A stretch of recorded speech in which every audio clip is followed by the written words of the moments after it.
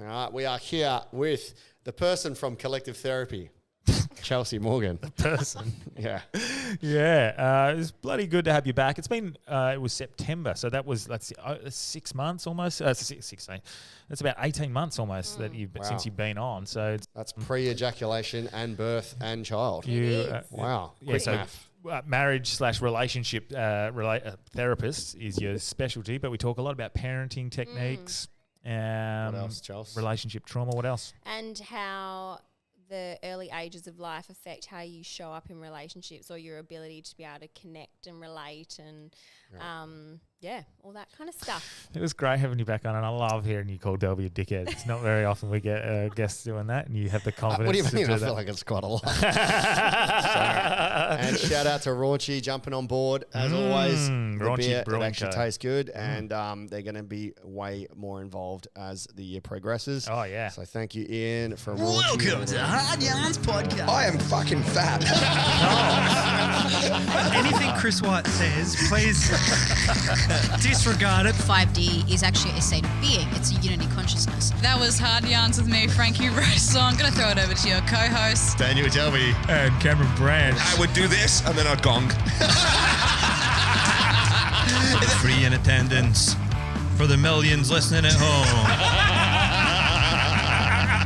Let's get hard.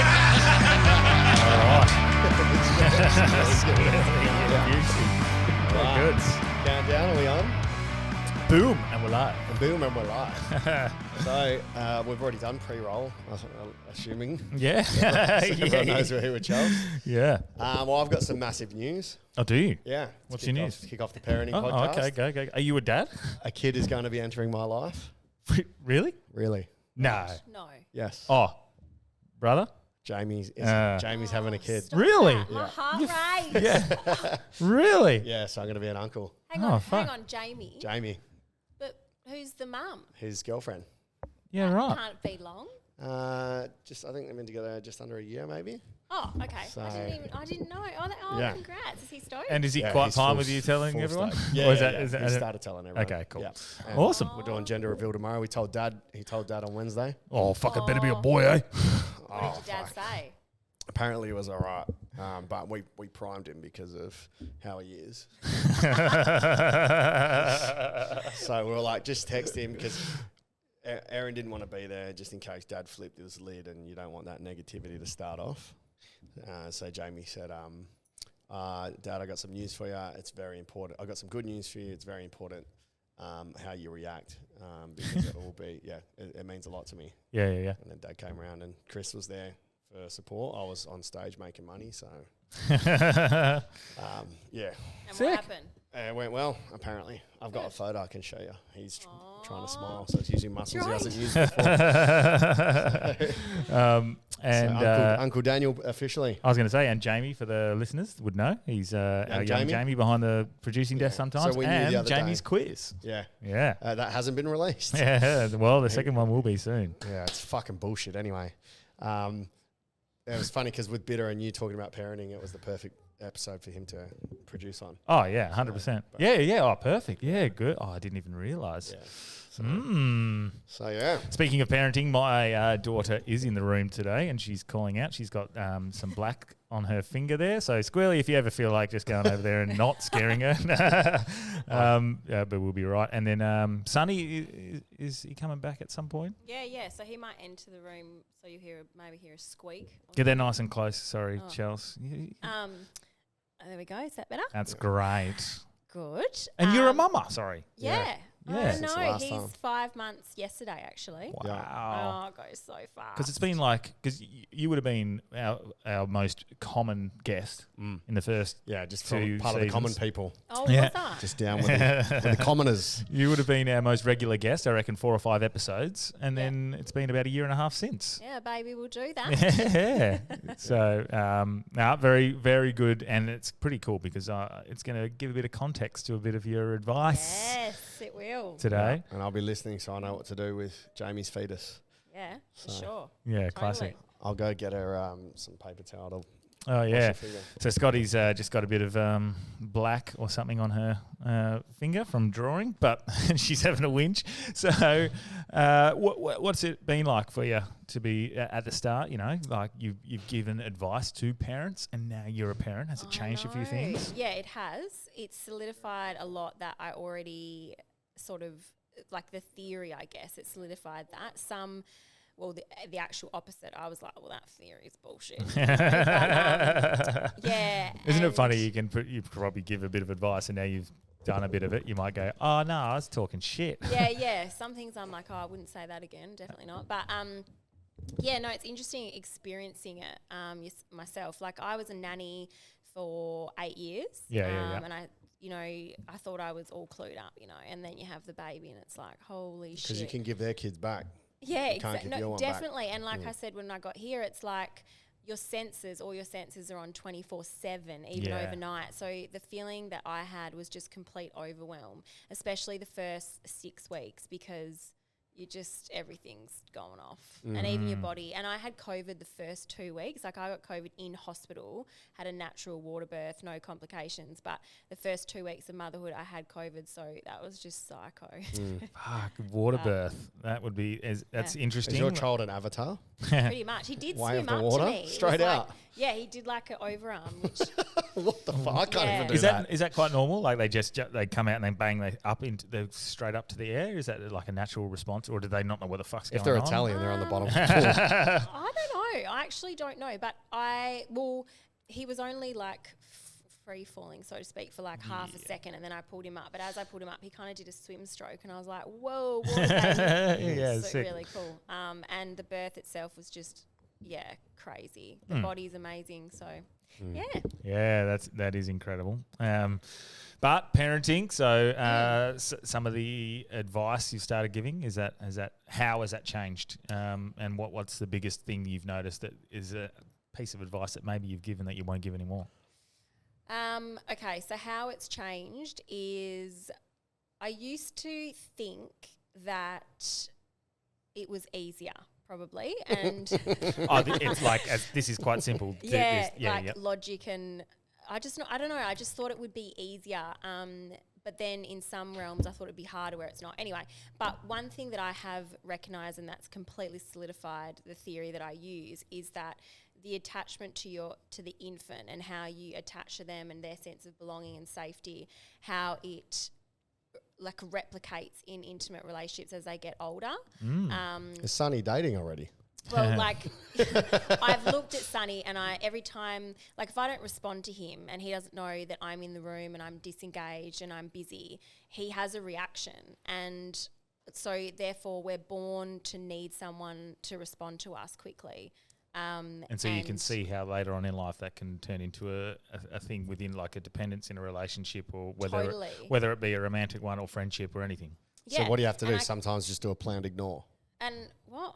Do you sometimes have to do a planned ignore? Like No, I would say you just never ignore, because and we are born. What I've seen firsthand, which theory says that now I've seen it in Sonny, is that he is born like he has this innate need to belong and be responded to attach well, to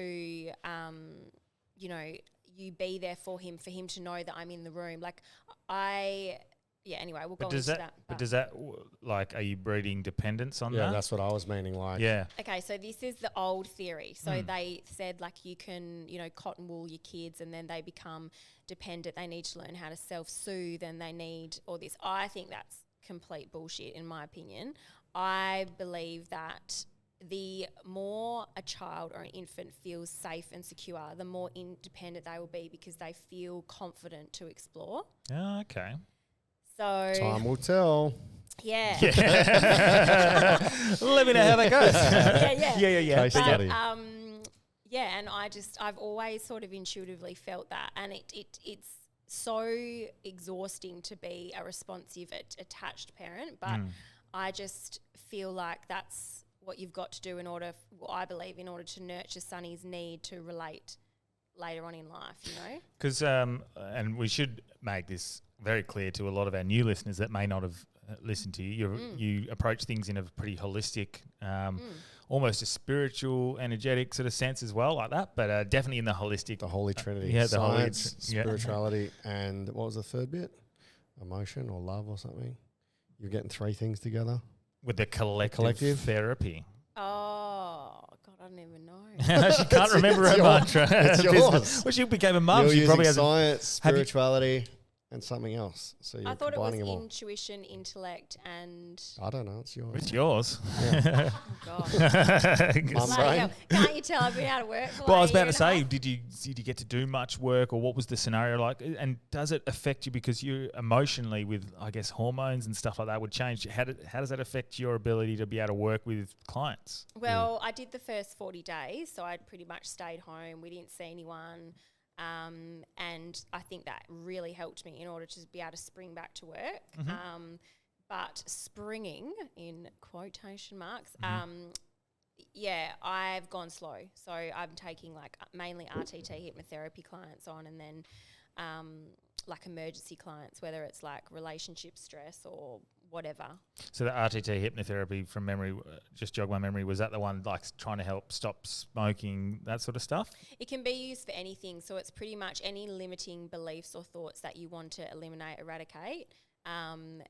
Then you can use hypnotherapy, and it's just more effective than talk therapy because it enters the part of the brain where the memories and events and issues are actually stored, which is the limbic system. So it gets you into a meditative state, and then it's almost like you remember things that you logically couldn't remember in your day-to-day brain. You've done it, Delbs, and you found that, didn't you? I did. What's as in the hypnotherapy? Just short stuff you'd forgotten that happened when you were little will pop up. Like when my dad touched me. Fuck, Jesus. That is not funny. Like he gave me a hug. It was nice emotions. Oh No my one dad touched me. Oh my. Squirrely, you can laugh into it. So Squirrely's producing. He's losing it over there. You can laugh into the mic as well. And if you've got questions, that mic's live. So, and it sounds better if you laugh into it because then I get my ego stroked. That was not funny. Yeah, That it was was. not funny. No. So I came up with memories that I had forgotten about until that moment where it was like, oh yeah, fuck, I remember that happened. Or but so I remember like my first girlfriend being sweaty and being repulsed by her. It's like, yeah, that's true. That's what came up. Actual memory. Yeah, at the Royal Show, I fully forgot about that. And that's like part of my attachment. Like, No I feel shit, yeah. gross. Yeah. Thanks for laughing at my trauma, brother. Yeah. No worries. But it Just repulsed by a sweaty woman was more of what I was. Yeah. Laughing. Well, aren't you? If you want to be all intimate and there's like just fucking, No, I like that a bit. oh, that's fucking gross. Not in the No, I like the hot and sweaty. Not in the daytime, bro. Like maybe when you're fucking. What do you mean, but- just walking around like? Yeah, just like fucking trying to enjoy a date at the Royal Show, and then it's all like fucking. Oh yeah, I thought you meant in intimate times. Nah. But like even watching Delby now, like even talk about that memory, I can see this like visceral effect in his body of like, like kind of disgust. And it's interesting because that's the kind of memories that create these looping behaviors, right? Is these visceral memories that have this like effect over the body. But quite often if we're stuck in a pattern of behavior, it's because we're not actually tracking the right thoughts that create the behavior. And of course, thoughts come from memories. So if the memories are stored in that back brain, you're not going to understand the reason behind your behavior if you can't access that memory. So when Delby accessed that memory, he was like, what the fuck? That's so weird, but I can understand how it relates. Let's unpack Delby a little bit then. I got a lot. I'm packing a lot. I'm packing a lot. Because it is what would be, so Delby's obviously single. And Well, let's get Delby's consent first. yes. Well, but Let's see if Delby's all right. We're talking about this first. Can we unpack a little bit To an extent. To an extent. Don't go too deep, but I like, can't Wow, that's my is there Tinder bio. would his like, and we'll go relate this back to parenting. Would the parenting or the childhood or anything have a relation to the fact that he's 100%. been single? Yeah, memory came up with mum and dad from when I was little. Yeah. Okay. And that was what came through. Yeah. Right. I don't think it has an effect, but it's just a little part that adds to the rest when I you try to think- paint a picture. I think talking to Delby and interacting with him, so to speak, between the RTT and now, I think that what's changed is he's got boundaries. And I recognise that, like, you're Yeah, you just got better boundaries. I feel like you're more sure of yourself. Would you say that? I would agree. Jolly good. He's not like Yeah. this. See, He's I haven't kept a boundary He on does this get conversation. yeah, squirmy. you do get Yeah, see the squirmy. scratch. That's the lip there. ADHD, mate. What? So yeah.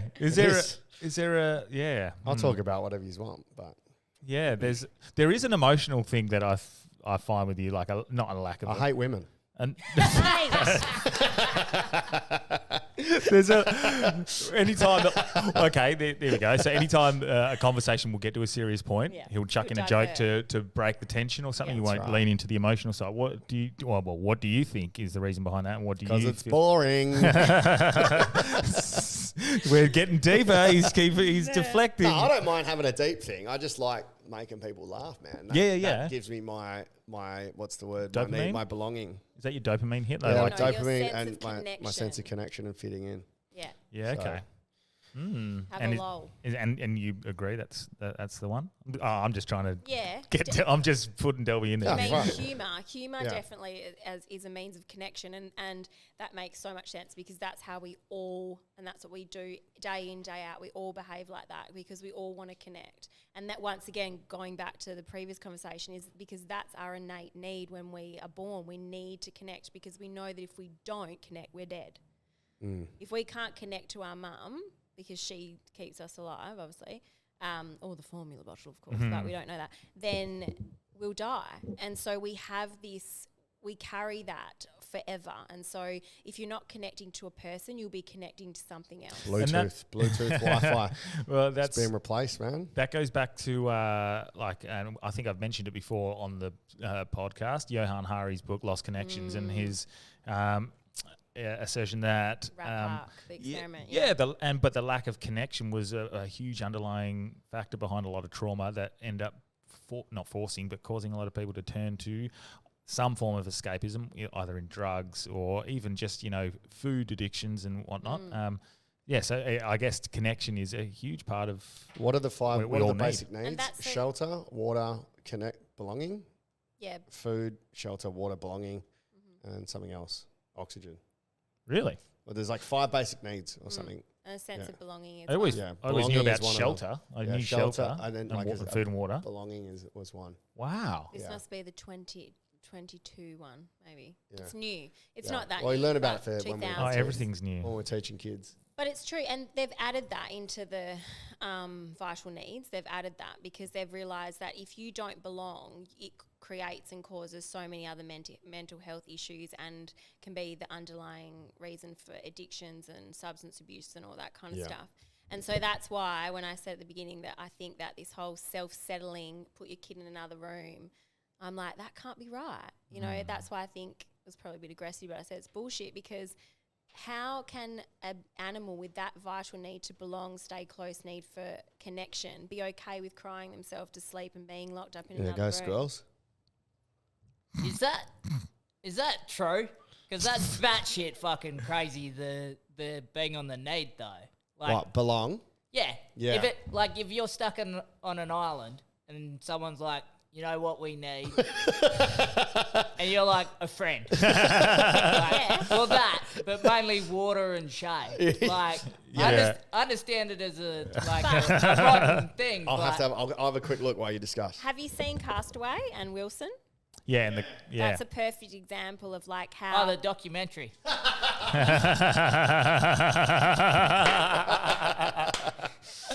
He's calling you. He's calling yeah. you. But no, I like it. I understand it, like modern, times. Like obviously, to live a fulfilled life, you need all of that. but for basic essential survival. But to actually survive, yeah. like it's not the same as water, oxygen, and shade. Yeah. Let me You fact don't have check. water in 3 days, you die. You yeah. don't I think have they- shade, you die. If you don't have a friend, I'd- you're just a weirdo. I'd suggest they would. Yeah, I'd suggest that would be more in reference to just living your healthiest version of yourself. I guess. And also, like, if you aren't connecting, and so if you're, the biggest form, one of the forms of torture is isolation. So that's how destructive it is to your mindset and your like brain health. So if you're brain dead, you're not really living anyway. So over time, if you're isolated and disconnected and don't belong, then yeah. All right. I Sorry. don't know. Sorry. So I'm should producing a podcast. we should I've been brain dead for a while. we should reframe. So 5 basic needs for survival are food, water, clothing, sleep, shelter. Yeah. I think clothing's even debatable, but then there's the hierarchy of needs, Yeah, Maslow's hierarchy of needs, and that's transcendence, self-actualization, aesthetic, cognitive esteem, belonging and love, safety, and then physiological needs. Okay. Yeah. So that's So I was what's saying. that in reference to? Like the hierarchy of basic needs. So what we need to be a healthy and successful human. okay. Yeah. Level- Level goes 1 to is like survival. physical, which is those 5. Yeah, you basic need needs. these elements that you're talking about. Like we're trapped on a desert island. Yeah, we so- need these to survive and this to thrive as a human being. Yeah. Yeah. So Yeah, level okay. 1, physical survival, food, drink, shelter, sleep, oxygen. Level 2, physical safety. So you actually have to be in a safe environment to live. Level Yeah. 3 is love and belonging. So family or belonging, acceptance, understanding, love and affection, and intimacy. Well, this is what we've been talking about with with the podcast, with like any sort of an entrepreneur or someone trying to achieve certain goals or anything. If you try and get to that point where you think that's going to give you a level of happiness, but you do it alone or you don't have that connection, what's the fucking point? Well, yeah, because we're social creatures. We're mammals. You know, you want to take right back to the basic. We are social pack animals. You know, like we need people around us. And this false sense of strength that you can see is that standing alone is strong, but actually, it's not. Anyway, I'll get to that in a sec. But what real strength is your ability to be able to be vulnerable and connect to others, because that's quite often scarier than standing alone. But girls don't like that. Girls don't like when men are vulnerable. Oh, What? well, I better stop doing that. What do you mean? It's true. Oh, yeah. I've been converted to. Do you want a guy that's talking about his fucking emotions and how vulnerable he is when when someone invades? You mean their sort of initial lust or want for that person, but like No, but talking about your emotions and being there's a difference between talking about your emotions and softening your heart so that you're able to connect and able to let love in. If you're standing alone and you're cold and you're disconnected from self and others, you've got no chance of connecting because someone can't actually access you. You're not responsive. You can't engage. And all these things are so critical to healthy relating. Yeah. But I was Like just when he talking shuts about. up, it means I get through. No, I'm just connecting here. well, so when you talk about like having connections and that's something we need to thrive, does it also then mean we're dependent on it? And is that a bad thing? So, for example, look at my daughter. I feel fucking lost without her when like I don't have her, and I've actually often worried, which we can't see her at the moment. So that's a bit of oh, there she is lying down on the thing. I've often expressed concern. just squirrels just checking up. Yeah. Oh, we've lost a kid. We've lost a kid. I've often expressed concern that am I too dependent on my daughter for happiness, and I'm. Do you know what I mean? I feel like, fuck, do I love her too much? Am I too dependent on her for my own happiness? Do I need to make sure that I'm more happy myself? Is there an issue with that? Yeah, well, you're the only person that's responsible for your happiness, so your mental, emotional, and physical well-being. So if your daughter is filling those cups, yeah, that's a problem. But Yeah, she certainly for a while there was. She was the only thing that made me feel a lot better about everything. Now I think I've stepped into this like really good, healthy space where I've sort of, I'd almost feel bad saying, well, fuck, that means Steph can't see her if she's with me all the time or whatever. But yeah, for a while there, it was I was dependent on, if I didn't have Scotty, it wasn't that I was alone, it was that I didn't have Scotty. Yeah, because I always say to people that when you're not in a great place, what do you want to do the most is you probably want to call someone that you can trust. You want to connect to someone that is unconditional love, like an animal or a child. So that's normal. It's normal. And I think it's healthy. And this is why we spend so much of our parenting, let's say, and our adolescence in pushing away these innate needs. And we shouldn't, you know, like, don't leave your baby to cry and don't put them in another room. And the more nurture and love you give them, the more confidence and strength they'll have in belonging and sense of safety. And therefore they won't be clingy little buggers when they're older. It'll actually be the opposite of. because they feel the confidence that you're going to be there if needed. Yeah, it's the ones that like if they are rejected or that will learn to cope with that, so they'll go numb. Right? Do you think it's such a rigid idea though? Like it has to be like that, or do you think there's give? Because I think with every situation, there's always got to be a little bit of give. What do you mean? So is it you say never, or do you mean as much as possible, or there's room for movement with her? Well, you can't always be there for your kid. Yeah. Yeah. I think there's a difference between a trauma cry where they're really upset and just grizzling. Like I leave Sonny to grizzle a lot. Squirrely, did you trauma cry when your dad killed the kangaroo in front of you or whatever it was on the Patreon app? It was a shape. It was a sheep, yeah. Nah.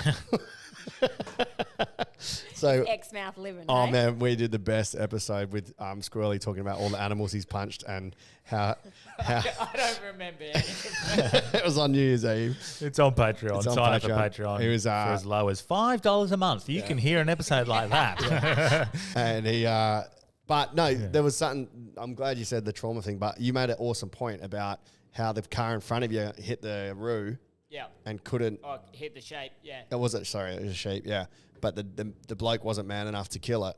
Yeah. Because he was there with his missus and he lets the shape's fucked. It's gonna die. Yeah.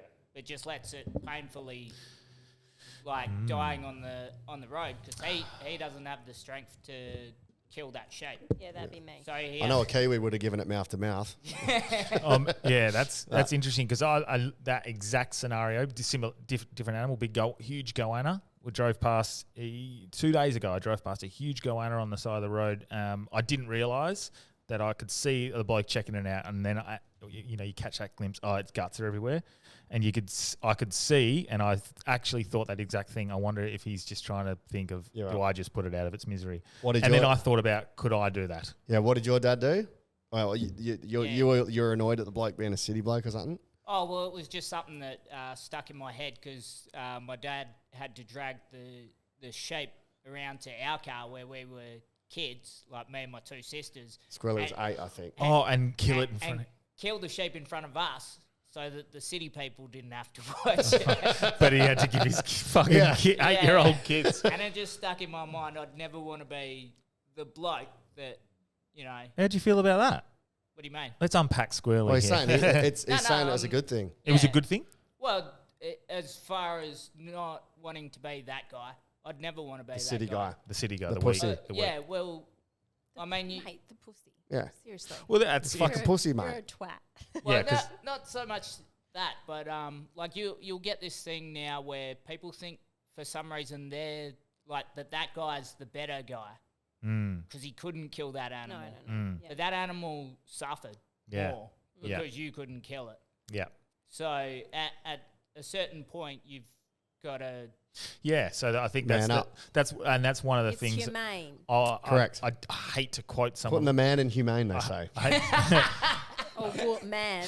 I hate to Still man quote and woman. Jordan Peterson, and not because I don't want to quote Jordan Peterson, just because he's so much more intelligent than me, and I don't want to fuck up his thing. But he talks about having the ability to be Violent. dangerous, Yeah. be violent, be a man, but having the temperament to not use it when needed. Yeah. And that's how you become a man. I mean, that doesn't have to be a manly thing. No, like no. a woman, there's plenty of women that would do the same thing.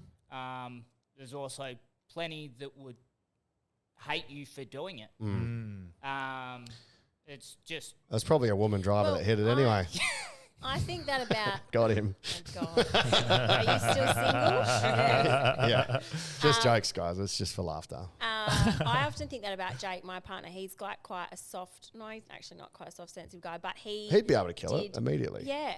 And Yeah. I was like, what the fuck, Jake? You and my like little squish and you're off there like drenching and doing all that sheet work and stuff like that. And we went to Denmark and all he wanted to do was go like hunting and shooting. And he sent me a photo of fucking dead Bambi. I was like, not okay. And I'm like, how? Delicious. Tell me how you can do this, because he's quite emotionally in touch, I guess, or whatever you want to call it. And he was like, it's a different part of the brain, like Also, surely- you don't. And also he's like, he was talking about, you've got to look at the animal that's in pain. Well, hunting's a bit different, but It's in and pain have because he shot it in the leg. You know, he reckons it takes emotion to be able to 100%. do that because you've got compassion and you're not being selfish because you're like, this animal's in pain, I've got to kill it. Yeah. And you rise above your own selfish. So I reckon I'm too pussy to fucking do it, man. Just that. Because this is smack, and because I'll be scared if I smack it and it's still alive and now it's more fucked. Like I fucked up killing it. It's like dang, yo. And made it put it in more pain. Yeah. Because that's the compassion in you, but you feel like that's the weakness. Okay. So I'll stomp it. No, So the I've actually been toying with this idea. So I said to Delby, I watched this documentary on hunting the other day, and it did change my mindset in regards to things that I want to try, and I want to I guess see if I can do it. Because if hunting for your food is that compassionate way of it's only one animal for about 38 fucking feeds, whereas you're fucking killing 300 fucking chickens or something like that. That's if you what wanted, he says, and they use the whole animal. Like Yeah. I'm talking the tail. I just can't. But also, you've got a connection with that animal, and you've got a compassion and it's like an understanding and a thanks for that animal giving you its life for its food. Whereas there's this so detachment from fucking what we're getting in the shops and Coles and butchers that's in a package. Here you go. You just expect it. This is the meat I'm eating instead of like this is an animal that gave its life. So I like that. I actually probably have the most respect for people who hunt for their food more than anyone else. When I lived in Denmark, we ate all local meat, and I do miss that. And it tastes way better as well. Well, like as in what, venison, sheep, cow? Yep. Backpackers. Pork. I love the like real pork in quotes. Like it just tastes like a different Squirrely's meat. nodding. Well, Yeah. Is it way better? Oh, so good. So good. It's, Yeah. Well, we've got a carnivore neuroscientist coming on Tuesday, so we can talk to him about all that. That's going to be very exciting. So where did we get to this animal chat? What were we talking Just about? squirrely murdering. Oh, trauma. So, and leaving. We're talking about leaving babies to cry it out. They say. Yeah. All right. So trauma. In the wild, you wouldn't do that because back when we were at one with nature, if your baby's crying, you need to soothe it. Otherwise, a lion's going to come and fucking eat it. Exactly. So what? So- So okay. So Inherent infants. nature, Infants That still. was a good point, Dels. I think I just unlocked something there. I completely agree with you, Yeah. and this is what I'm constantly saying, and this is why sleep training grinds my gears a little bit, and this is, going back talking about what I've realised, and this is it about sleep training, but is that, that's what happens is infants, they give up on their mum coming. That's why they sleep through the night, because they've given up. They disassociate with their needs and they train themselves to not need another person. Now, what does that look like in adult life? Well, we were pretty looks attentive to our daughter, but she just slept through pretty easily. Yeah, same with Sunny. So I'm not sure that's necessarily, that doesn't, you're Well, not maybe saying maybe if you're giving them enough attention when they're awake, that when they're asleep, they don't feel like they need more attention. So they're called to sleep. I'm lucky in that Sunny is a good sleeper, but the norm sleeping is between 9 hours in 24 hours and 18 hours in 24 hours. So it's kind of the roll of the dice, what kind of baby you get and their sleep needs. And is it genetic? Is it nature, nurture? We don't know. But I'm a good sleeper. Jake's a good sleeper. Sunny is a pretty good sleeper. My friends that have not so good sleeping babies that wake up every 2 hours until they're like 1 or 2, they also have very low sleep needs. So it's quite interesting. Were they on the gear when they were pregnant? No, mate. Because imagine that. If you're on the gear when you're pregnant, your kid's just going to be having fucking all-nighters all the time. Simple. Isn't he simple? simple. No, it's just a joke. So Every time he says something, he's just going to say it was just Oh, a it joke. is just a It's joke. I don't actually think. But if you I can don't think imagine. anyone thinks that Yeah. you think If that. you imagine, though, if you didn't know you were pregnant and you're out partying, that would definitely have an effect on. not what- sleep, but You don't think? brain development. Yeah, potentially, Yeah. but definitely brain development. But I don't think that'd be the biggest issue. Yeah. And then I feel like a lot of these, leave your baby to self-settle. I mean, we don't even self-settle ourselves. No, Yeah, you for need God's you sake. porn first. A little bit. So one Little jizz, you jizz first. one part of parenting that and now you've got the the foresight of having experienced it. How Or 5 months of it. but still, it gives you a good idea. That's why I'm focused on the infant Yeah. stage because that's my experience. But toddler and that is Oh, different I can't again. wait. And that's your own personal experience, Yeah, well, obviously, that's- but you still have your knowledge that you have already that still makes sense in a logical scientific way. So, what influence and how important is it to have both a mother and father role when it comes to raising a child? And then if they're separated, like in my situation, how important is it to have making sure, you have both parents cooperating, setting a really good, loving environment? So first question, how important is it to have a mother and father? Yeah, both masculine and feminine. Yeah, so despite what shell? Is that what you mean? So like if you've got like a masculine energy in a female body or, Like No. Yeah. Is that what you mean? Or do you mean literally like heterosexual? No, I mean gender, male and female. Is that a general thing that we need? Or is it like, so if it's same-sex partners adopt, that's obviously, in my opinion, probably it's not going to affect it as long as we teaching them the right traits and values and stuff like that. I don't think gender doesn't necessarily matter. It's what the person is giving to the role. child.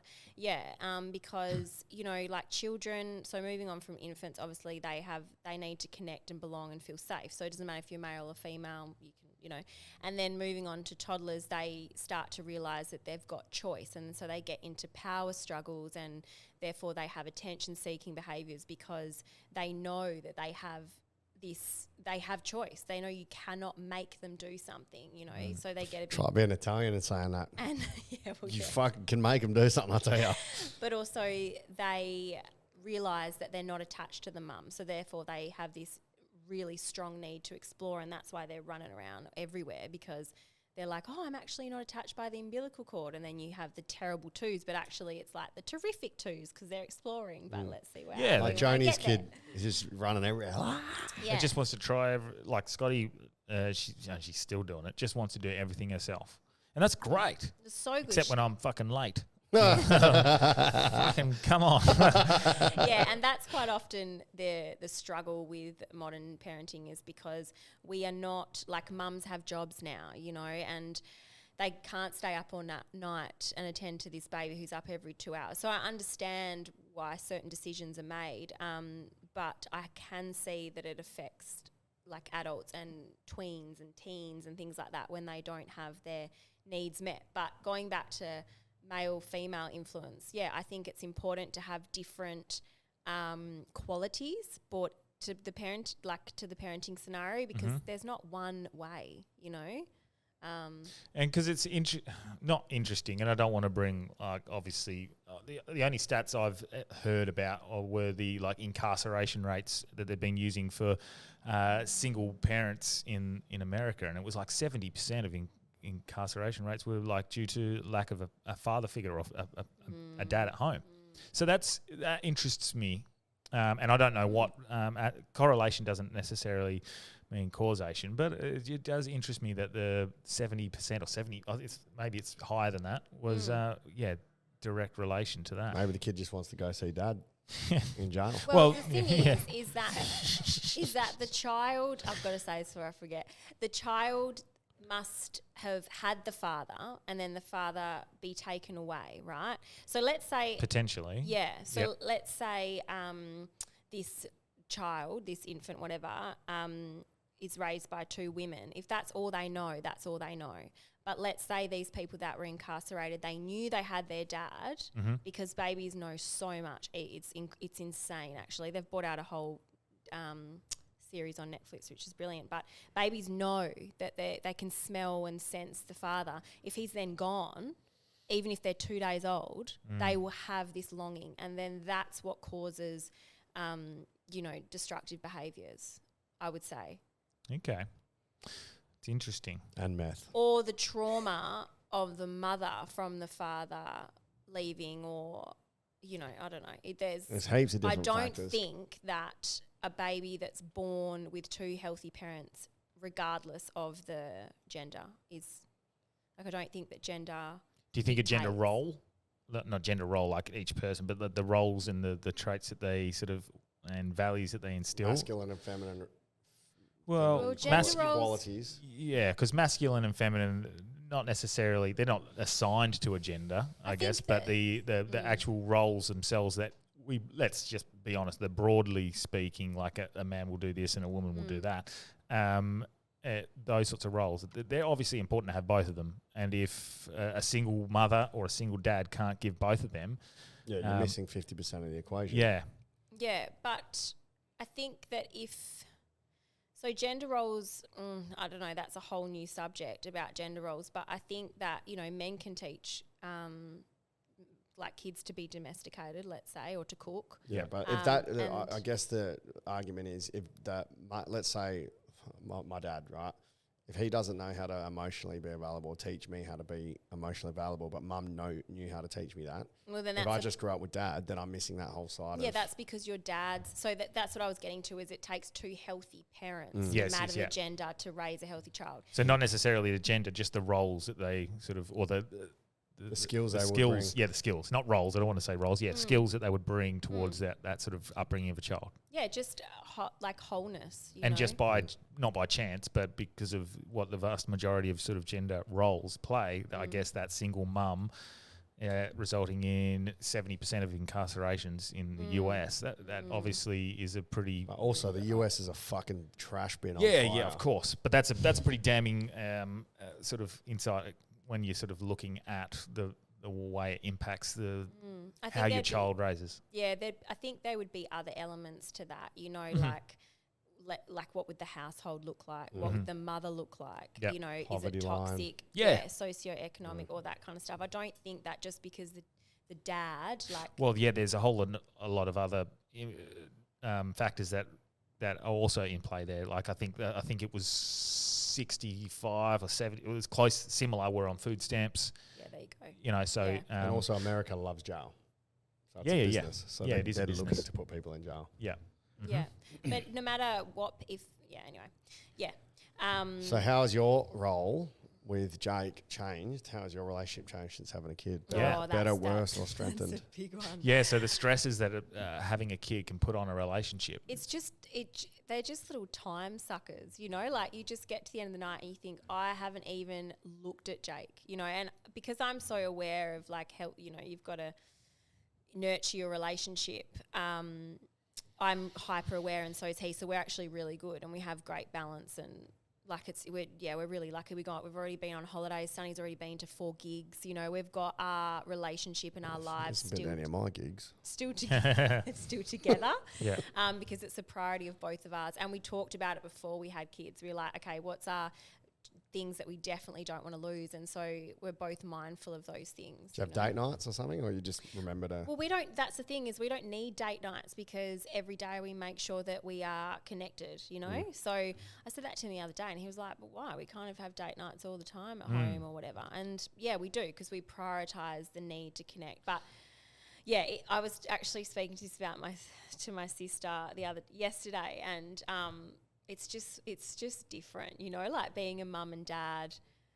Yeah, it's just like what we were talking about. I was just saying like, I'm so sick of fucking telling Jake to do things. He should just know how to fucking be a dad, just going off. And she was like, oh, welcome to every mum, like I just feel like because we birthed the baby, blah, blah, blah, we have this like hyper like sensitivity and all our senses are always on. But I'll look at Jake and he's like cracking a beer on the couch and Sonny's crying. I'm Gender like, roles, baby. You're fucking enjoying that beer, mate. Yeah. I'm over here freaking out, Yeah. And I can definitely attest to my situation with our relationship and our breakdown of probably connection. And that definitely played a role because my priorities were obviously putting food on the table and my business and stuff that I'd started, but also Scotty became a priority over Steph. And I know that now, definitely. I probably put all my effort and time into and connection, everything into Scotty. And I put a lot of time and I was what I thought was not what I felt like. I was a fucking great dad and am a great dad and probably, squandered a lot of that connection because I was putting it all into Scotty. So I fully put my hand up accountable for the fact that that's probably what made... some women would kill for that. Yes, but... well, Well, yeah, I was just thinking that. No, well, But no. so- and- Also, no, I wasn't just thinking that. I was thinking, wow, that's really lovely that you do that, because that's going, that's Yeah, but I misplaced that sort of like I'm putting in the extra Like effort an unhealthy balance. as a course. that's making up for the lack of time I'm spending with you. I'm giving you time by yourself. That's Yeah. how I guess rationalized it in my head. But that's not what they want. I shouldn't say that's not what she wanted. Certainly, she would have wanted more time from me.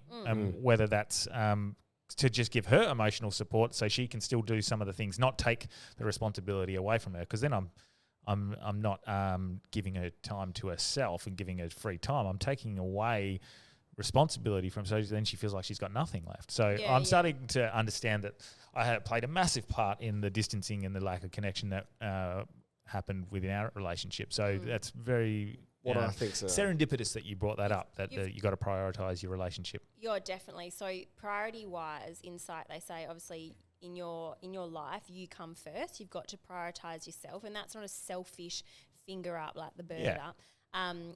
It's like you are the only one responsible for your own thoughts, feelings, behaviors, you know? So you've got to put yourself first, mentally, physically, emotional well-being. Second is your partner. And lots of people go, what, before the kids? And it's like, yeah, because you guys are the head honchos of the house. Kids are also very intuitive. They know when things aren't working. And if mum and dad aren't like solid, they will feel it, and then they will act out in order to get mum and dad together or to connect or, whatever it is. But kids want their parents to spend time together. And it also role models healthy relationships. If you put all your eggs into the kids basket, well, that means your relationship's neglected, and it's gonna come out in the wash somewhere. Because me and Steph are very conscious of that. We're in a very good place, like very good together. We're communicating as well as you possibly could, I guess. I want to chat to John Pinder about it. He once said we should have a competition to see who could be the best divorced couple, and I think we're doing really well. We're like, we're doing well in that sense. But we make sure we put a very conscious effort into doing things together as well with Scotty to make sure we're still so for example, her birthday in November last year, her 5th birthday, me and Steph by ourselves took her to the zoo, spent the day together. Lovely. Or Christmas night, like Christmas morning, we wake up, we spend the whole day together on Christmas. We still do that, all that. We're very, even her first birthday party That'd be she so went to. fucking hard, man. I don't know how you do that. How do you navigate feelings? That's fucked. Well, it's I know, man, that would be so difficult, bro. Because one, Well, it depends if you've healed or not. Yeah. I think I think I've close to fully moved through it all. That's great. Wow. I don't know if you're ever through certain traumas, and there she goes crying as She heard you talking about it. Sorry, I won't talk about mummy like that. I think we moved through those. I've moved through that a little bit, but I don't detach from that anymore. But it is almost detached from the relationship. It's more of like, this is a thing I think we should be doing. It's prioritizing Scotty's thing, and we're quite fine. We joke around. We go to the same family barbecues. We do everything together. Like we're pretty good. And your partners are there or whatever. That doesn't make a difference. Her partner's been there a couple of times. I don't care. Like I'm never gonna like him. It's never gonna happen. But as long as he treats 100% the biggest one, as long as he treats my daughter fine, I'm very happy with that. He seems to be really good. And as long as he treats Steph well, because I know I don't have that emotional connection with Steph anymore, but I need Steph to be in the right place to be a good mother to my daughter. Like so Avatar way of the daughter. That's huge. Like, honestly, hats off, because it's so diplomatic of you. I'm sitting here being like, whoa. It is, but again, I think there's a small part of me that didn't want to be in the relationship anyway. So it's not like, hey, you did me a favor, but it's like it's a means to an end. Yeah, it was probably going to happen no matter what. So as long as again, my priority is always my daughter. So as long as that's all good for her, that's all good for me. And that's how I rationalize it. I don't know if I'm building up my own fucking stress levels or my own traumas or whatever, but I don't think I am. I feel really fine about it. That's great. I reckon for me it would be tough because if I had a kid or whatever, I would want that family dynamic. And doing that with my ex would be so tough. You know you're doing it for the right reason, but it's like almost an empty, like a theatre show. Well, she's an act. She's the mother of my daughter. Steph's going to be a part of my life forever now. That's it till I'm dead. Yeah. Steph's a part of my life. And why wouldn't I make it the most positive? And same with her. Like, I'm not saying it's all me who's making this a positive experience, but why wouldn't I make our relationship as pleasant and as beneficial to everyone as possible? Like, we still got along back in the day. Like, there's no reason why we can't now. Yeah, well, you're together for a long time as well. I think that helps. You know each other quite deeply, and you've obviously been through a lot together. And if the relationship was towards its end and the love was starting to run dry, then I can understand how you've been able to just pull your head in for your kid. And again, I don't know if the love was ever there. And I know that sounds strange to say that, but I think we got along pretty well. I think we thought we were suitable partners for each other, and we had similar values, similar traits. But at the same time, we were obviously very opposite and different in certain ways. But we had, I think we just thought we were great partners for each other and good friends, and we got along. And that's why I've been single for so long. It's not a joke. It's because I want that real burning fire and real love, not just going, yeah, look, we get along pretty well. I think this is going to be compatible, and let's just do it from here. Yeah. Otherwise, I could have any fucking girl that I've started seeing in the last 10 years, but I don't want that. I honestly think we both just settled, like both of us. Lots I think we just both went, we're together. 90% of the population do. Yeah, I think we were together for, we were probably together for, it would have been a point, and I definitely had these thoughts from time to time, but like it would have been even a year, 18 months into a 9-year relationship, I would have been going, I'm not sure, but fuck, we've been together for a long time and now it's too hard.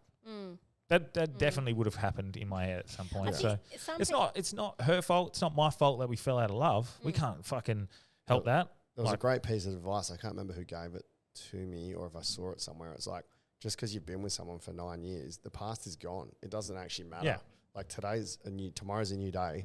Just because you've had 9 years of this thing, and if it's not right, who gives a fuck? That you can't go, oh, that's 9 years of my life, I've wasted it. It doesn't even exist. It's not real. It's gone. So you've had 9 years, but you've got another 20 or 30 ahead. So those, just because you've been with someone for so long is not a reason to stay with somebody for even longer. Yeah, 100%. And I think a lot of girls, until they hit their point of, nah, this is fucked, they do that. I think in a gender way of speaking, chicks will do that. They'll, I've been with him for 5 years. I can't leave him now. It's been 5 years. What a waste. I think guys do it as well. Like they just go like, no, I can't. Like, well, that's it, certainly. That certainly popped into my head several times, and I'm sure it would have happened with her. Once you start falling out of love and realizing you're not in it for love, you're in it because it's, suitable. Yeah, it's not in it for love. I'm out of here. I was thinking about this the other day. It's because. Yeah, I don't know. Like, I think I told you the other day, I'm definitely ready for a relationship. Today, before we were chatting, I'm definitely ready for a relationship again. Ready. But I don't want one. Well, I don't want one. We are. I don't want one. Like, I'm really enjoying everything at the moment. I'm not going to turn one away if it comes up and pops up. But I'm really, I'm fucking happy at the moment. Like, I'm effervescent at the moment. I'm feeling very glowing. Good. I'm glowing. I almost don't want to fuck with it. It's really good. Yeah. So all you hosts, stay away. Yeah, don't fuck with the Zen. Oh well, that's good. That's really good. Awesome. I do think whatever relationship I do go into going forward, I am in a far better, healthy position to be into a relationship. Because I want to be in a relationship, not because I'm trying to fill a void of loneliness. Yeah, great, wonderful. That's awesome. That really is, because so many people get into relationships because they're trying to fill that void, and because like what we were talking about before, because the need for connection is so important. They'll just do it just as a means to connect, even if it's toxic, which is not good. Right. But also people value different things in relationships. For me, like Delby, I need that fun, playful connection, passion, fire. I need that too. Yep. And like I've been in a lot of relationships and very different ones as well, just trying to navigate what what suits me and all that kind of stuff.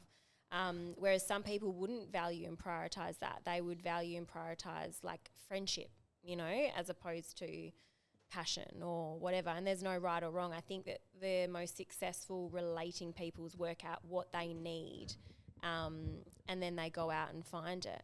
And also, I always say to people that the best relationships are generally the ones that not look at the good times and how you navigate the good times, but actually how you navigate the hard times, you know, because you're going to fight, you're going to have arguments. But if they become toxic and it's attack upon attack or shutdown upon shutdown or whatever, then that's what's going to break down the relationship. Yeah, because I heard this. I was listening to this motivational speaker talk about his relationship with his wife, and he raised this incredible point. So he prioritised and he had instilled in him from a young age to be on time and to be, you know, what's it called when you're on Punctual. Punctual, being punctual. And so he was like that for his whole life. And so when he met his wife, who was very, you know, fun, effervescent, spontaneous sort of girl, he loved that about her. But she was always late. Mm-hmm. And he felt that always being late was deprioritizing him. And it started to make him feel like if you're not being punctual, because I value that, you're deprioritizing me and not giving me the attention I need. Then he realized if she was always on time, that would take away the one thing he loved about her the most, which was her spontaneity and her thing. So he had to deal with a couple of the things that he really... He had to change his own understanding and his own tolerance for certain things. So all you're saying is he changed for a woman, which is pretty much every man ever. This is why you're single, you woman hater. Mate. I love women. Oh, Andrew Tate. I just don't. We just are expected to change a lot to fit. But that's The it's the dynamic. also and the point he made is that's both ways. So that was one thing he changed for. Like there's other. And what did she change for him? He didn't go into that part of the story, of course. Delby. You bitter much? Oh my God. I was thinking about that on the way here actually, and quite often anxious, like, you know, attachment styles, anxious teams up with avoidant. Yeah, okay. And it's just part of the reason why people argue. They get into dances where, you know, it's like reaction upon reaction, and then you're all of a sudden fighting about some sort of problem that's not related to the actual freaking problem in the first place. Yeah. And I was thinking that on the way here, I was like, well, I'm definitely not avoidant. I'm always up for chats and want to talk about it and sort it out, where Jake just wants to like avoid the situation sometimes because he's a processor. And I was thinking, fuck, that annoys me. But like this guy that you're talking about his wife, it's also why Jake doesn't fight. You know, he doesn't attack. He doesn't run after me trying to get answers and want to talk, which I've had before in other relationships that drove me nuts. So I'm like, well, I kind of have to cop that he shuts down a bit, because it's also why he's calm, you know? Yeah. Whereas I've had relationships where it's anxious upon anxious, and fuck, it's just wild. It's so chaotic. It's overwhelming. It just rips you dry, you know? Yeah. And so, you've just got to prioritize what's important to you, I think. Which links, this has been stuck in my head. I've been holding on to it fucking since you've mentioned it. When you thought you were doing the right thing by spending time with Scotty to free up Steph. Yes. Now, I've had a similar scenario where I thought I was doing the right thing because it gave her time to do what she wanted. Yeah, she was like, I want to spend time with you. Yes. Like, I don't want the time on my own. I want to spend time with you. And I was like, oh, I'm doing all this awesome stuff so you can go and do this on your own. But she was like, I don't want that. I want to fucking actually spend time with you. So that anxiousness there reminded me of what I've been sitting on. So you think that your partner wants to be alone, but sometimes I actually just want to spend time with you rather than be on there. Yeah, and that's like, why even if you think you're doing the right thing.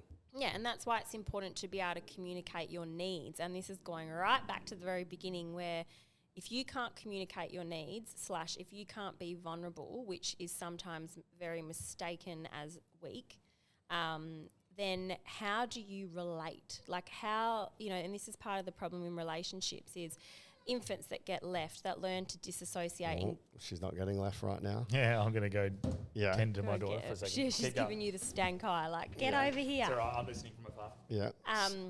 So Infants going that are left to dissociate. dissociate and then give up on their needs for connection then builds adults that either withdraw or shut down. They don't communicate their needs because they think that their loved one is not going to actually listen or not going to respond or not going to, they can't even access this mum who's just left them in the cot right to cry. So they learn that. They learn that their needs will get neglected, therefore they don't sink into their needs and communicate their needs, and therefore they have these relationships where their needs aren't getting met because they don't actually know how to communicate it out of fear of rejection.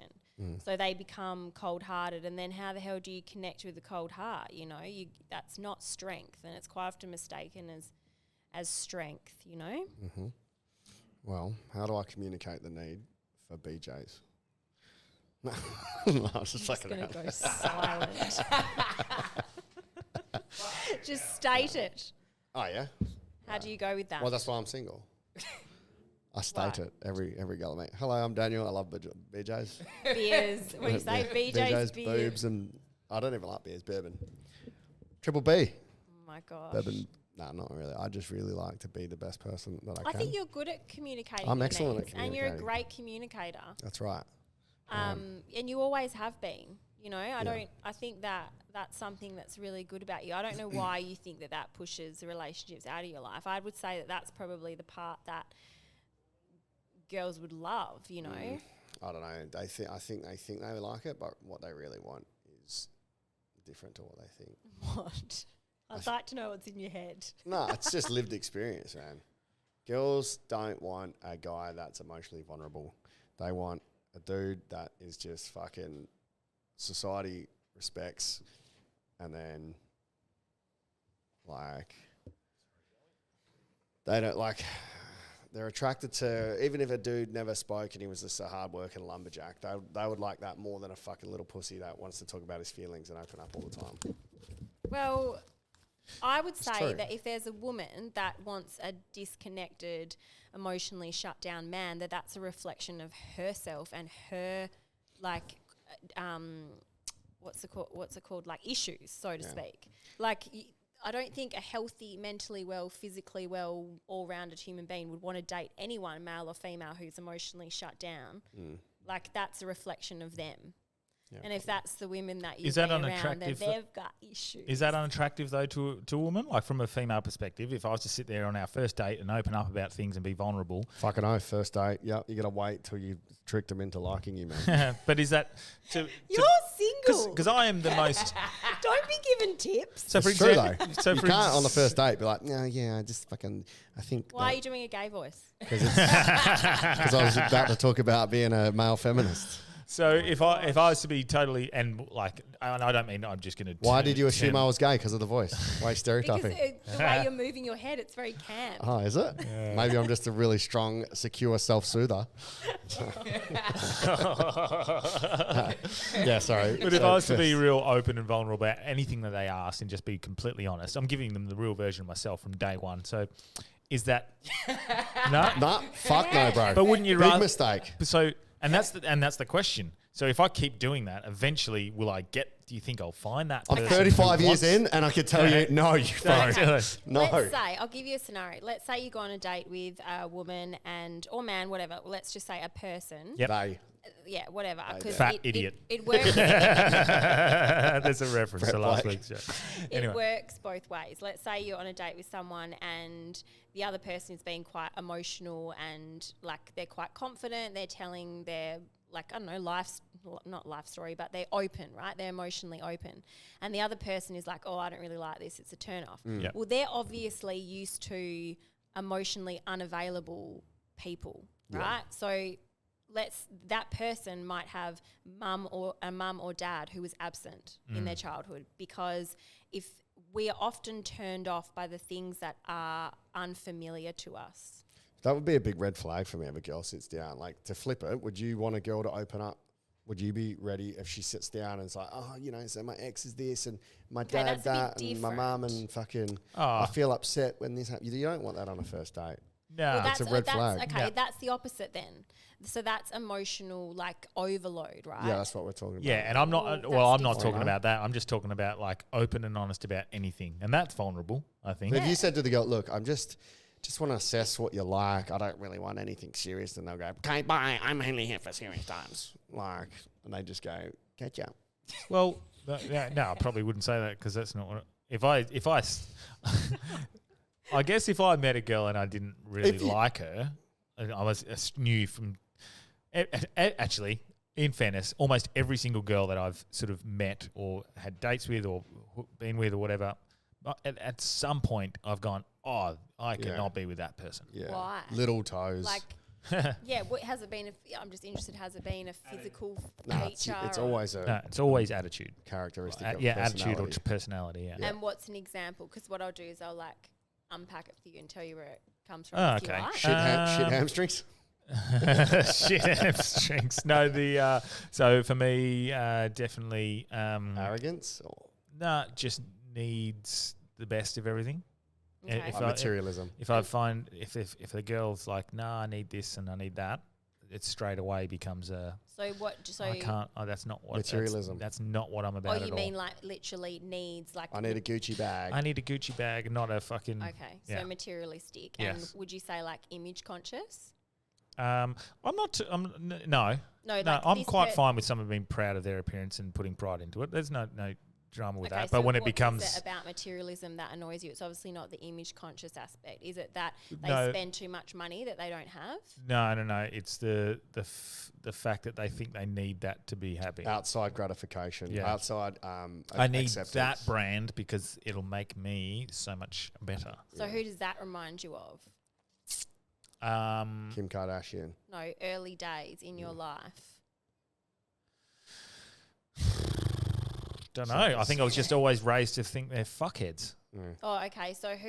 Okay, well there No, you my go. parents were always Or just Wanneroo they're High School. dags. Like, and mum and dad didn't have fuck all money, so we couldn't afford that sort of stuff. Yeah. Anyway, we grew up on secondhand shoes So and there stuff. you go. Gary there you So go. Sparkles. those are my values, regardless. Like, I feel like Gary Sparkles, he raised me really well, and he was a bit firm and fucking strict. Then I think he probably had to be in certain occasions. But regardless, I think he's raised a pretty decent young man, and I guess. But I've grown up the same. So it comes and I from- can't handle girls that will want like this super expensive thing and they're not happy until they get it. It's like Okay, well, so that comes from both of you growing up in valuing money or in- valuing. a home Oh. where you didn't have all the bling and ching around you. So No Chinese people around us. Just bling. All bling, Not not ching.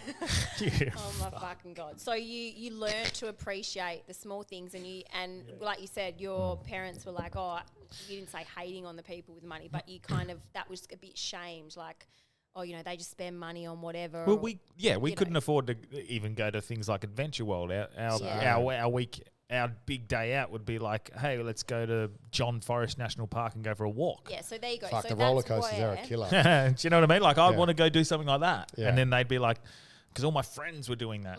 Yeah. And I was just taught the value of, like, I guess, connection and family and Just being you a bit get more what you get. present. Yeah, you get what you're given. Like, and it's always, for me, it's the thought that counts, no matter what. That's why I always, and I know Steph probably hates this, but I'll let Scotty pick every one of Steph's presents that I'll buy her for her birthday or for Christmas. No, and we don't really spend much on each other for those birthdays, but I'll just let Scotty buy it because I know she's not gonna like. Steph's probably not gonna like the present, but doesn't it mean more to you that Scotty picked that and that was the one that she wanted to give you and whatnot? And it's way cheaper for you to get her crayons for It's her not birthday not than al- it is. yeah, not all. It's not always cheaper. Sometimes Yeah. I'm just like, I'm going to get you a fucking scented candle, mate. Like, They're $80, mate. yeah. Well, yeah, you It's found my out. opening joke in my stand-up. Not when you shop at Kmart, Yeah, mate. Yeah, but good ones are. Yeah, well, there you go. So all our values and beliefs generally come from the age between 0 and 8. So that's what I was getting to. So the things that like the qualities that you're looking in someone is often built between the ages of 0 and 8. And that's that old classic psychology thing that you end up dating your mum or your dad or whatever. That's a Tasmanian thing, And I it's think.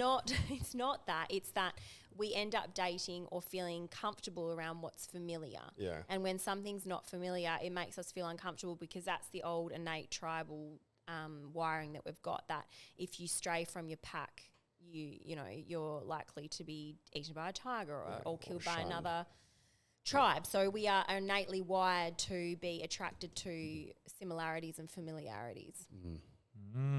Okay. So it's always you're a product of your environment. I would say Yes. 95.6% of the time. There's that rare oddity where they're not, like someone that's come from the Bronx that's just made it as a successful Well, they millionaire, haven't. but like They actually, Yeah, but they might have been ingrained with the right mindset nature to make versus it. nurture. Yeah, Yeah. they haven't. Nature versus nurture, that whole theory, that has never really truly been. Well, the Nazis gave it their best shot, and it pretty much, it did come down to nurture. What do you mean? What do they do? Where they separated all the twins and triplets and stuff at birth. yeah. And it And it happened was in America and as it was well. disgusting There's what they did. a movie called Was that the Three Identical Strangers, I think. on Was that the on Netflix. Nuremberg trials? I think that was part of... Do you know much about that, Squirrels? No, well, the Nuremberg trials was all their war crimes. Yeah. So that Which I think that was part of it. Well, I don't know, because they did some sick stuff for science, but the nature versus nurture, those triplets Yeah. got separated at birth. Don't one of tell them, the punchline though. yeah, well, I'll just say, like, one of them developed mental health issues because of the way he grew up, and the other two are genetically identical, and they were super successful, but they all thought that probably in the wrong environment they had that potential to snap. Yeah, okay. So nurture ended up being one of the biggest factors. Yeah. So that's what I was just about to say, is that So there was an nurture inherent- plays a huge part as well. Like, yeah, I think that nurture and environment. environment, but also nature. I think that there is an element that's nature for sure. But that's 'Cause why... what they say, your soul and all that kind of stuff. You know, like you, and that's something else that I noticed with, like, that was one of the things I was like, oh, I wonder when Sonny's born, if, you know, they say that you see the soul or they name themselves and things like that. 100%. Like, as soon as I saw Sonny, I was like, oh, he's a gentle soul. I felt it straight away. Did you feel like yesterday your life was filled with rain? Is this a song you're trying to sing? Sunny. Yes, Yesterday you my see life life. Yeah, I love that song. Yeah. Um, Branchy just... Yeah.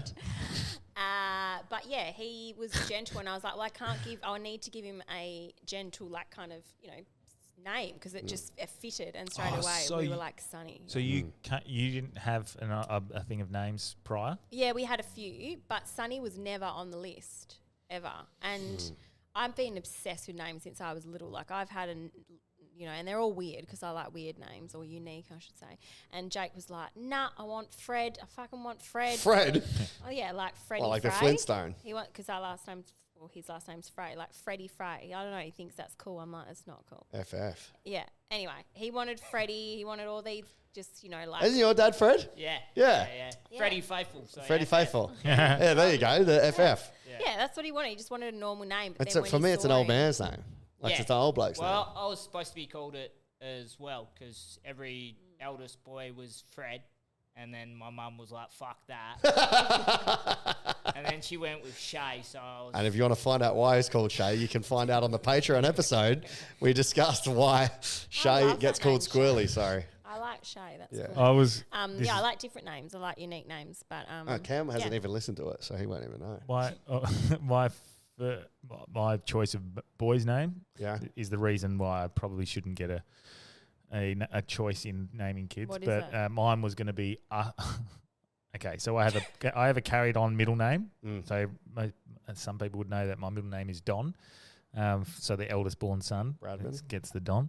I guess it's not. But it would be and my best mate Burnsy Dustin. He named his eldest son Cameron, or Jimmy Cameron Burns. So I thought I'd repay the favour, and I thought I would have an Austin Dustin Don branch. Austin, Dustin, Don Branch. Dustin. I want a strong name, like assertive leadership. I'm going to call my kid Mussolini, I think.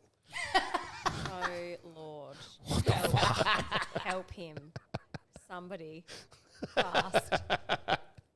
Oh, my gosh. Half of these jokes are just for Squirrely today. Fuck. No, I wouldn't call my kid Mussolini. Why? You just don't like the name? Yeah, I feel like it's got negative connotations. What would you call your kids? What names do you like? Oh, it's a go mistake. Premature. Oopsie daisy. Whoopsie, yeah, Daisy, as in whoopsie Daisy. That would be good. I don't know, man. I think that I would like I kind of resonate with Jake on the FF. Like, I would want another DD. So, Oh, yeah. yeah, maybe something like Daryl. No. No. Dustin? Like, I don't know. I actually haven't even had any thought what I'd call my kid. And as a teacher, I'm like, I've always been drawn, before I was a teacher, I've been drawn to the names that have got like a unique spelling. But as the teacher, and it's seeing the kids always have to spell it, it's a fucking pain in the ass. I don't know if I'd want to do that to them. Yeah, I was actually just talking about this the other day. I'm like, it's one thing to have a unique name, but it's another thing to have a unique name and unique spelling. And that's from reading roles as a teacher. Yeah. So, like, Sunny will get that a bit. People often say, is it with an O or a U? You know, and I have to say U. But, you know, some of the other names I had that Sunny's got nothing. My dad could have probably called me Sonny because I was like, listen here, Sonny. Yeah. Listen here, Sonny boy. All right, son. So, That's true. yeah. But yeah, I mean, being a teacher, you know the names you don't want to call your kid. Yeah, as for well, sure. because Yeah, you've always got the like fucking Jake's are always or the Mitches. naughty. Yeah. Mitch is always naughty. Bowden's. Jared's. Yeah. Oh, yeah, it's true. Yeah. But Scotty's a unique name. And all the slut for a girl. names. Yeah, so Scotty, we had Billy lined up. Oh, yeah. I And like then that. one of my best mates, they had a daughter a few months before us and named Stole their daughter it? Billy. And I was like, oh, that's like we're too good of mates. Where I can't, like, a couple of months later call my daughter Billy as well. It just so Steph upset. Silly Billy. like I don't think we were like set, but that was like something we liked. And then yeah, I don't know. We were watching Suits, Yeah. and then that So name whatever came name up. suits, eh? Yeah, that Scotty came up on there, and we went, oh fuck, that's a cool name. It wasn't named after the character. It was just like, that's a cool name. Sweet, Yeah. sick. That's it. It was like, but we both instantly went, yeah, that's the name. And does she know or Scotty doesn't know? Do you know how many times people have sent me Scotty Too Hottie memes, like of him from doing the WWF? worm, Doing the worm, yeah. and yeah, Scotty doesn't know. Fucking Matt Damon, fucking Yeah. bald. Scotty doesn't know. Scotty doesn't know. When it's her birthday, I get 40 fucking memes, gifts sent to me. Scotty That's the doesn't other know. thing. You never know what's going to like pop off in the future Oh, as well. Fuck, it's anytime anytime I can't do it, can't get a babysitter. Scotty doesn't know. Yeah. Or Karen. Yo, Like, no one's calling a kid Karen now, are they? Yeah, So Yeah, you don't know what future trend, and it's too late. If you had a little baby Karen and she's complaining to the hospital, you're not doing your job. So let's finish on this one there. I got a question as well. Oh, okay, no, go for yours. Have you got yours stored away? Yeah. Is it something? Okay. No. I'm just because I haven't spoke to you much about this side of things. 2 questions. 1, do you think you could have actually done Fringe, knowing now what you know? And 2, is there any new field that you found that you're starting to get interested in? Because I know you've always loved your star signs, which are questionable. And you've put But- Reiki on your bio now as well. So So you're is into it- Reiki, you're into star You've always signs. been into Reiki though. Yeah. But So yeah. but you're doing it Is there more? anything new that you've discovered that you like, or too busy with that child? So question 1, Fringe. Well, yeah, I think I could do it because Fringe, that one that I did last year, I was first trimester. I remember I was spewing before I was going on stage. I thought I just made you nervous. Nah. Yeah. I was first trimester. Like, I was so sick. Yeah. And I feel like that's worse than having a baby. So, yeah, I could do it. I reckon I could do it. Energy levels. And you bloody rejected me, didn't you? You didn't want to do I it don't with have me, time, mate. did you? Oh, well, Yeah. sorry, that's Kick my to the attachment curb. theory. That's Kick my to the fucking can blame my curb. parents for She's got a rejecting me. kid, kick it to the curb. That's it. That's right. You are now damaged goods. Like 70% of the And incarcerated. And second question? Any new field that you like, or have you not had time to explore new things? Toddlers. Oh, I'm liking interested toddlers. in like toddler tactics, and because it's such a challenging time. Newborn was challenging, and so I was like first of all, I read 11 books on birth because I was really stubborn that I wanted a natural birth and no drugs because I wanted to feel all these amazing things that you feel, and I wanted to watch my body, like observe at birth, and it was insane. Like the closest thing to like spirituality, all that kind of stuff. It was wild, Well, you're really, giving- truly you're wild. about to Anyway, so give did that. life. Because of right? the pain? Yeah. Because of the pain, do you think? Or No, the way the body deals with pain, like your natural, like it's amazing. Like your Endorphins and that. yeah, and it really wasn't that bad, you know. And I'm thinking it's Well, gonna it's be 2023. We can experience it as men, bro. We can get pregnant now. So how good's No. that? what? Are you trying to say men can't get pregnant, Chelsea? are you saying men can't gone have from- periods? Are you saying we can't? Here we go. Yeah, so birth, I feel like I know a lot about birth because I read like 11 books. And then now moving on to like toddler things because toddlers are just their own animal. Like they really are. And yeah, so that's where I'm. So parenting, actually, I've just done like a course that I want to launch soon on parenting and how to navigate like just the little bastards they are. I can get behind that because people that have been parents have done parenting and you can be a parent coach. Life coaches, you haven't even finished your own life, cunt. How can you be a fucking life coach when you haven't completed your own? Yeah. So they're just smart though, mate, because they know there's fucking dumb pricks everywhere who'll pay someone to teach them how to do things. this is just as good a life coach as any. Arjan's podcast. That's like me, I'm a marriage counsellor, but I'm not married. Oh, interesting. But actually, like... You're a relationship Are you a counsellor. relationship? Yeah. No, 'cause A marriage means nothing. Does Unless you relationships- do want to get married, dannydelby.com. But it Well, means nothing for a relationship. does relationships extend to friendships as well? Like for Delby and I, or fucking... I would like, never go to counselling for our friendship. Maybe Oh, yeah, I don't mean that. I would get them on here and we'll do it live. I used you as an example, but yeah. So I get sisters, I get other daughters, I get... I do family therapy and all that kind of stuff. But mainly I've had the most success with RTT. So I'm doing more RTT sessions, rapid transformational therapy. All relationships, you got to be good with yourself before you're good with somebody else. But Goyle had something. No. Oh, you were just waving. do you find as a counsellor, because I think I find this as a celebrant / human, people think that marriage is going to fix their relationship. And then when that doesn't fix it, they think a kid's going to fix it. And then after that, they go, we fucked up and get divorced. It happens. Is it more common than not, would you say? Yeah, I think that the most common, I think we've talked about this before, the most common thing I see is actually cheating.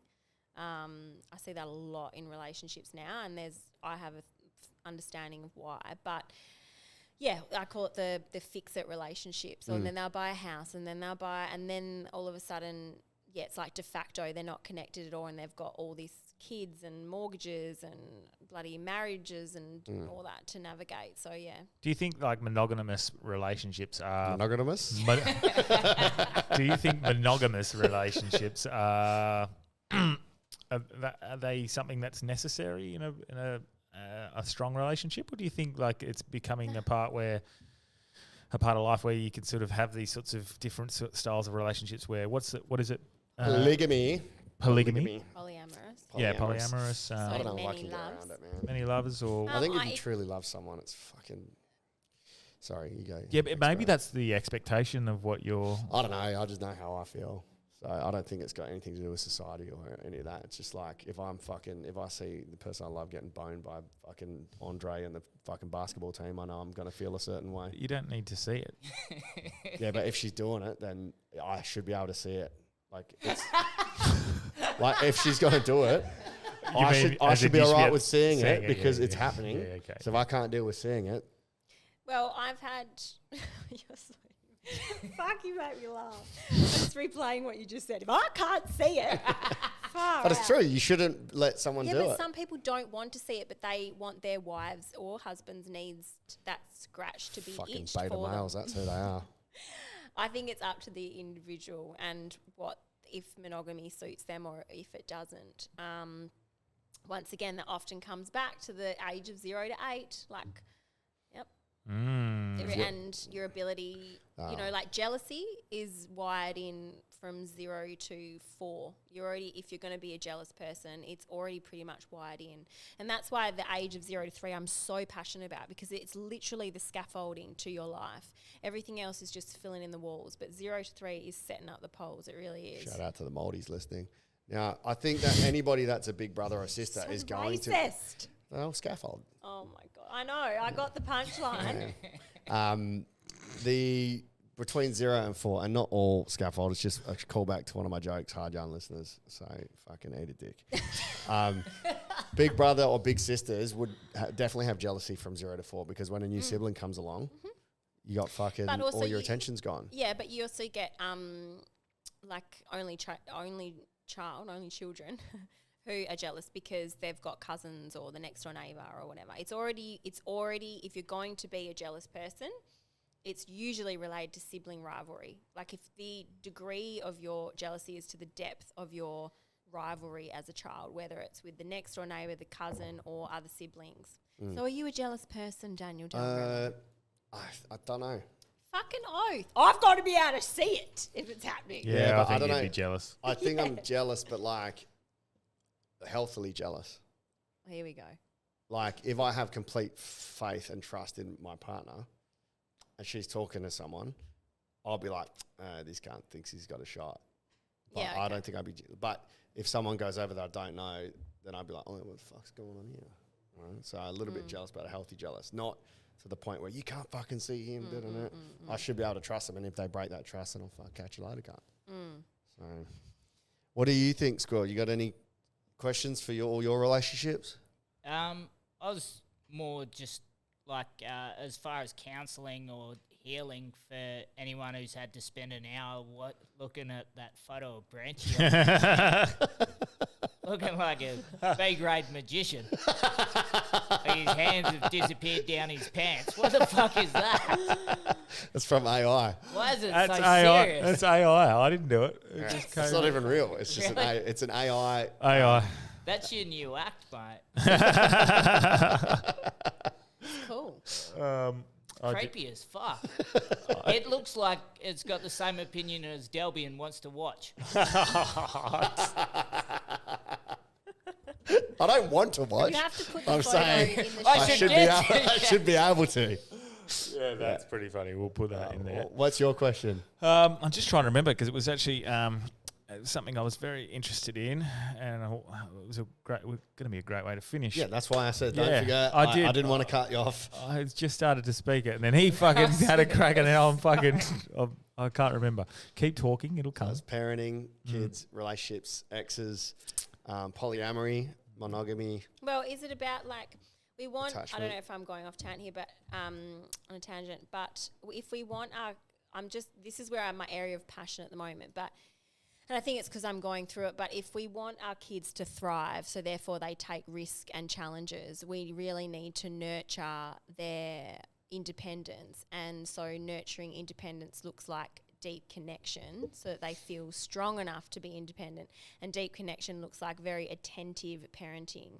And so it's hard freaking work. And that's what I think that's been the streamline throughout the podcast is Oh, I remember what it is. There That's we all go. right. That's Scotty's iPad, but Oh. that's what's triggered my question. there you go. So the guilt, Scotty, turn that down a little bit, please.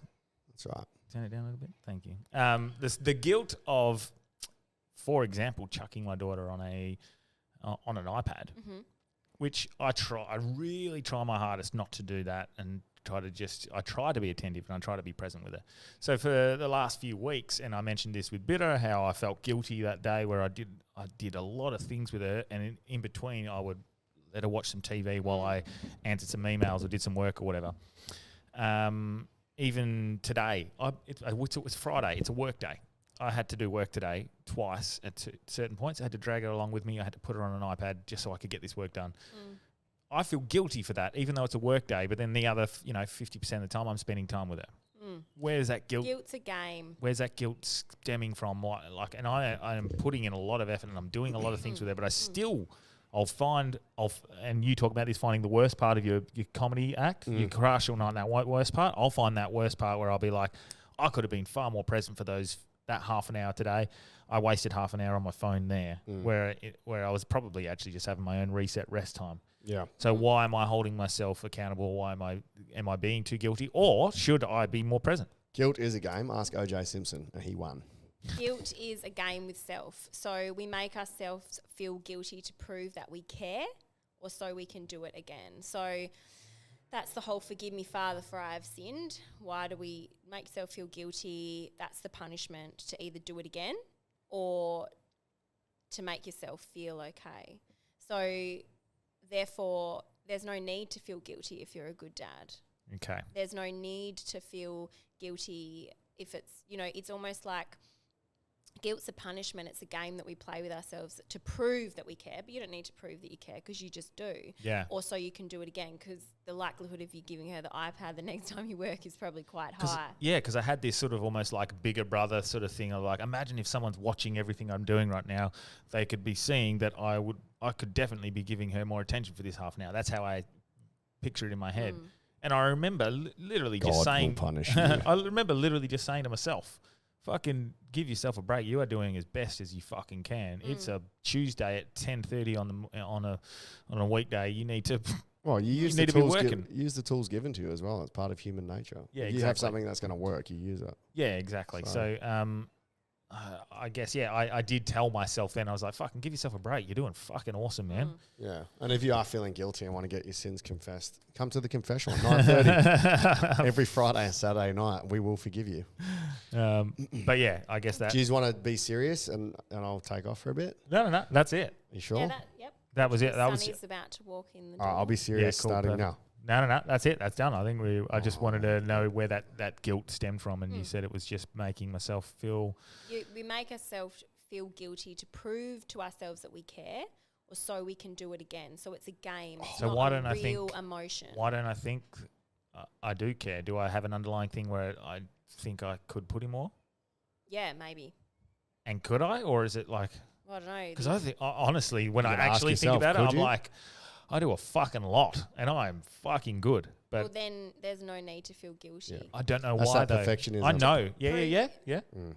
That's Yeah. it. Perfectionism. Yeah, And perfectionism, and also, like, if you don't like that she's on the iPad, Yeah. but that's you're- the guilt, I think. but you're giving it to her, Yeah. then that's you're not aligning with your values internally. So therefore, you're making yourself feel guilty as a punishment to self. Yeah. I think that's what it would be because you hate kids on iPad. You hate the idea that parents give it to iPads, and when you do it, you feel like a hypocrite. Yeah. Yep. That's a So- good point. And but I understand that that's what's going to help me be able to quickly send 4 emails that I needed to send for work.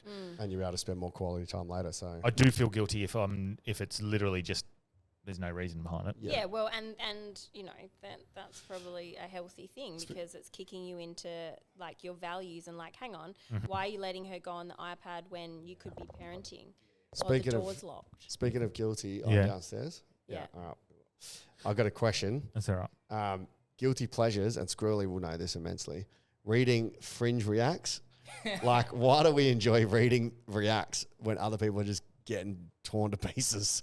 Like, I'm sorry. so I a was fringe just feed react? messaging Jay that she can come up, but the door's locked. Anyway, yeah, sorry, well. Squirrely, just leave it on us and get it run down and open the door. Sorry, Thanks, bro. I think he's... Cheers, moved mate. us Thank you so I'll- much. I'll switch. Really appreciate so that. it's like when people leave a review, what is it with me and a few other comics? We like reading the negative ones of other acts. Like, Yeah, you look at did this that one. with us. You Yeah. did that with us. You were like, Yeah, have he you was- seen the negative review? I'm like, I don't know if I What want is to it? see this. What is it with that? I think it's because you like to excel. I think that you like constructive criticism. And I think because you're so self-confident and assured in your act that it's just interesting and you're curious to see and hear the negative...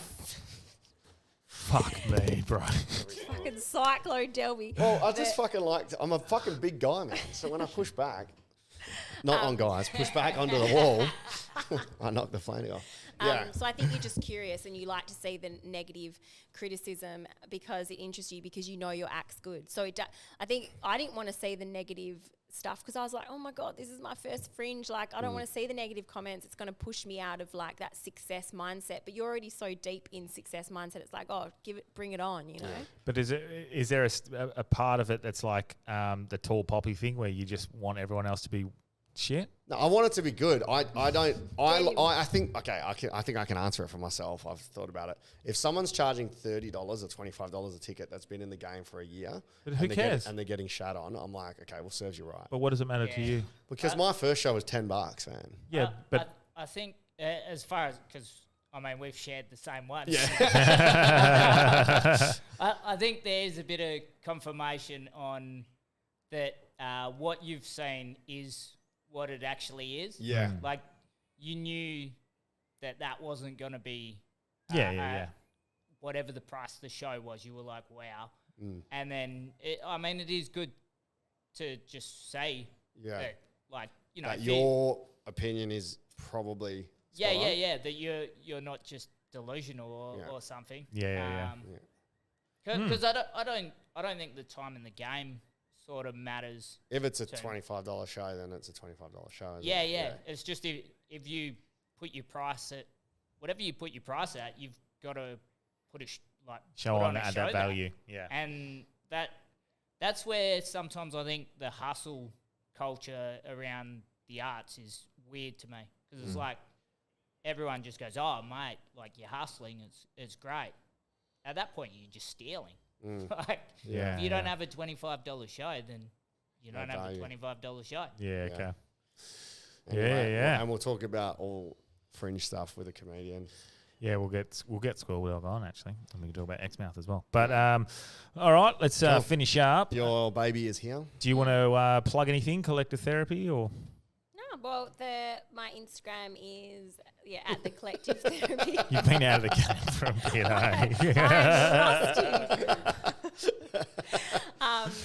And it's pretty much not been much going on there because I've been deep in mum life. But if you go on there, when I release things, it's all on there. Yep. And I'm definitely still doing hypnotherapy, and they can contact me through there. Cool. Yeah. Lots of listeners have. So we've had a few people, Patreons as well. That's great. Yep. Delby, you want to plug anything quickly? Yeah, come and support Who's Rhyme and Confessional. And then if you're listening to this Saturday, I've only got like 23 sales for Saturday night for my solo at a 200-seater. So come and see 33 Years Single on Saturday. But type in Daniel Delby in fringeworld.com.au and you'll see all of my shows. So cool. I thought I was doing a parent-friendly time, 1 o'clock Sunday, and then someone wrote, it's harder to get a babysitter at 1 o'clock because their kids won't sleep. Yeah, I thought about that after I told you that that's okay. But yeah, it's easy to get a babysitter time-wise, but yeah, I wouldn't So want Sunday, to. 1 o'clock or 2:15, I thought I was coming up with a genius marketing tactic, saying parents, leave your kids to come watch a show. Yeah. Every Sunday at the Balmoral. Classic. That's a squirrely thing. I have 3 or 4 more appearances at Fringe. They're good fun. I emceed my first show. I heard you did really good too. From him? Pony? Yeah.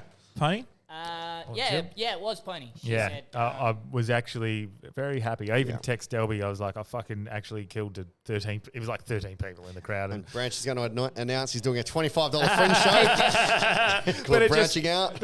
If your first show isn't called Classic. Mate, the thing that I did really love about that was the fact that I had always wanted to do well in front of small crowds.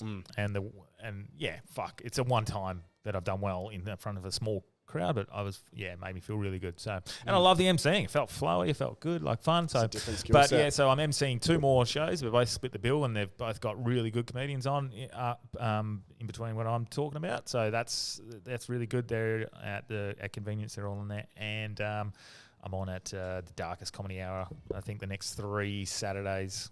So and keep an eye out for Exmouth gigs coming up. We got shows with thanks Squirrels. to Squirrel Dogs being the fucking man behind all that. Coming up 18th to the 20th of April. So where are they?